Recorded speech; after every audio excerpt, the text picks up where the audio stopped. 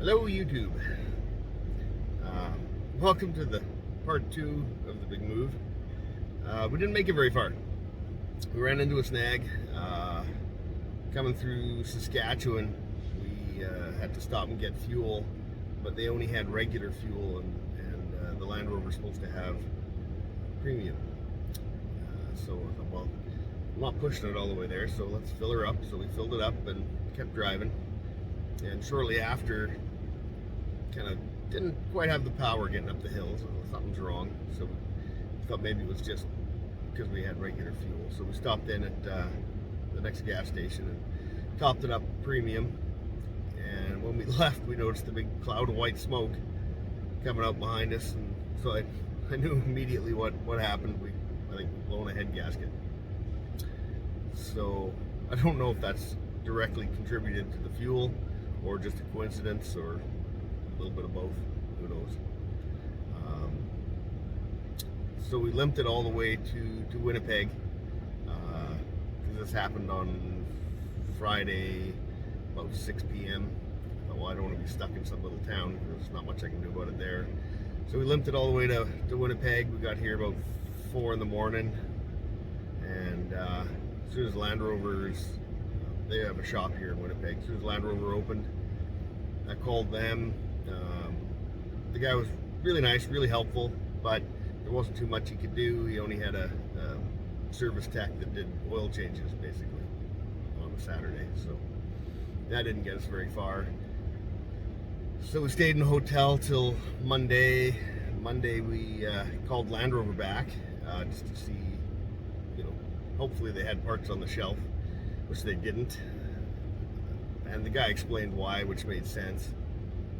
He said that the dealership's shop rate is so high, and they only use Land Rover parts from Land Rover, and the parts are so expensive that nobody ever brings old Land Rovers to them. So I thought, okay, well, I guess that makes sense. So I was kind of on my own again.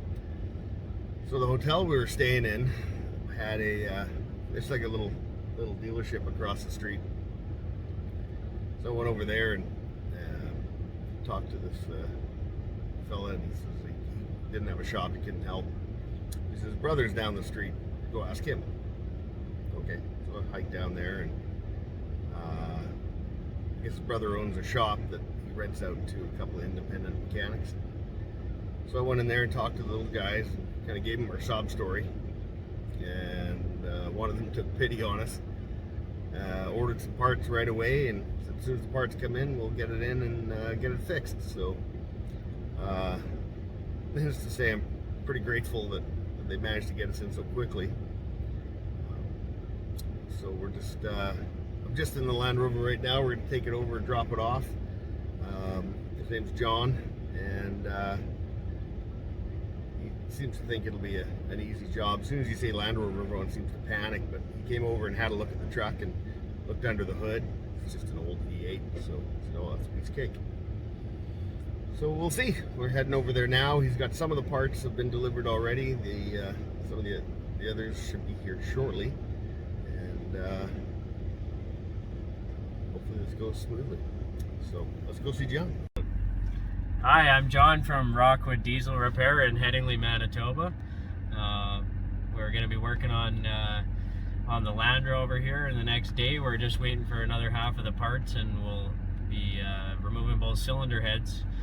Looks like we've got a blown head gasket. Hopefully the heads are okay and we can get them back on the road here by Thursday evening, and I'll be a saving grace for them here. They're pretty cooped up in the hotel here in Manitoba, so at least the weather's pretty nice here now, so we'll see how she goes tomorrow.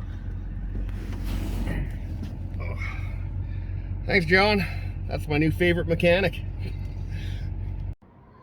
Okay, well, we just got the truck back last night at 9 o'clock, so we stayed the night here again. So we've been here now for a week in the hotel waiting for the parts to arrive.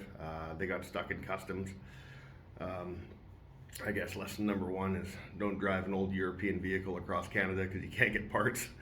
And lesson number 2 is when you pay overnight shipping for FedEx, it may or may not be overnight shipping for FedEx.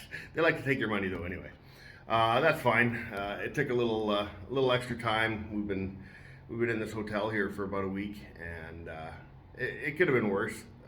We had a pool to hang out in, and everyone seemed to get along pretty good, even though we're all stuck in a little hotel room with each other. The animals were just fine. They just claimed it as their new home for a week.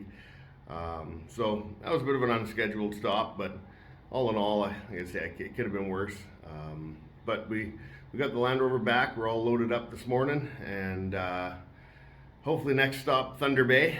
We'll see how that goes. It might be a bit of a push to get there. We may end up stopping earlier, but as of right now, that's the plan.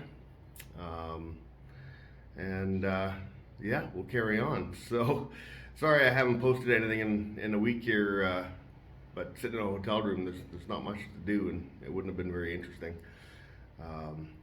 We will see you next time. Thanks. Bye-bye.